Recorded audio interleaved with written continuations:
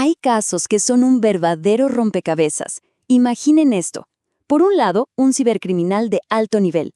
Por el otro, una víctima inocente. ¿Cómo puede ser? Bueno, hoy vamos a meternos de lleno en el caso de Alberto Gil y la famosa operación Bitcoins en Uruguay.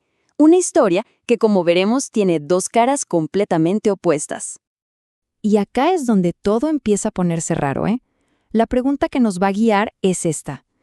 ¿Qué pasa cuando una operación policial, una que debería ser oficial, pública, estar en todos lados, de repente, ¡puf!, desaparece de los registros, como si nunca hubiera existido?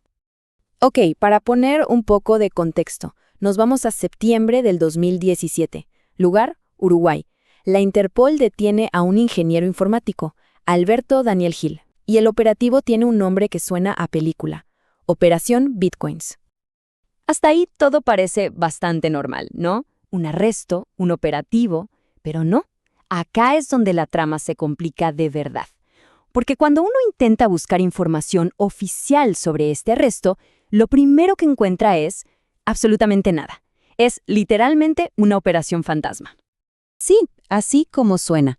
Uno va a los archivos oficiales, a la fuente, el Ministerio del Interior de Uruguay, y busca Operación Bitcoins. El resultado, cero, nada. Ni una línea, ni un comunicado de prensa, silencio de radio. Y este número lo dice todo. Cero. Es que no es que haya poca información, es que no hay nada de información pública directa sobre un operativo de esta magnitud. ¿Un vacío? Total. La pregunta es obvia. ¿Por qué? ¿Por qué este silencio? Y la respuesta es una tormenta perfecta de problemas casi cómicos.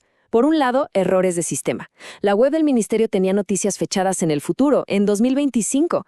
Los buscadores internos no funcionaban bien, arrojaban cualquier cosa. Y para rematar, la política de comunicación de la época era hablar de números grandes, de estadísticas, pero no de operativos específicos. O sea, se creó el escenario ideal para que nadie supiera nada. Y ya sabemos lo que pasa cuando hay un vacío de información, ¿verdad? La naturaleza lo aborrece. Y en este caso, ese vacío se llenó, pero no con una, sino con dos historias totalmente contradictorias. Vamos a ver la primera, la que se contó en Uruguay, la historia del extorsionador. Para los medios uruguayos, la cosa era bastante clara, ¿eh? No había grises. Era la historia de una operación policial exitosa, punto. Tenía un villano, que era un ciberdelincuente, y los héroes, que eran la policía. Una narrativa súper simple, directa al grano. Y ojo, porque los detalles que se compartieron con la prensa eran bien concretos. El supuesto delito: haber hackeado una base de datos médica y pedir un rescate de 15 bitcoins. El acusado, pintado como un hacker súper sofisticado. ¿Y la evidencia? Bueno, la evidencia se mostraba en conferencias de prensa. Hablamos de laptops, discos duros por montones, teléfonos, hasta equipos para clonar tarjetas. La imagen que se proyectaba era la de un pez gordo. Pero, y acá viene el gran pero, mientras esta era la foto en Uruguay, del otro lado del mundo estaban haciendo una historia completamente diferente. Una versión en la que el villano de la película pasaba a ser la víctima. Un año después, en 2018, el caso explota a nivel internacional, y lo hace a través de plataformas muy escuchadas, como el podcast Darknet Diaries. Y la versión que cuentan es otra cosa. Dicen que Alberto Gil no era ningún criminal, sino un hacker ético, y que en realidad era una víctima de todo el sistema. La versión de Gil le da una vuelta de tuerca total a la historia. Lo que él dice es que sí, era un hacker, pero uno ético, que incluso años antes le había avisado a la empresa de sus problemas de seguridad. Su defensa argumentó que lo obligaron a confesar y que nunca tuvieron pruebas sólidas en su contra. El dato clave: después de pasar 9 meses en la cárcel, quedó en libertad. Entonces, llegamos a este punto y la cabeza nos hace clic. A ver, ¿cómo es posible? ¿Cómo un mismo arresto puede generar dos historias pero tan opuestas? Es la pregunta del millón, ¿no?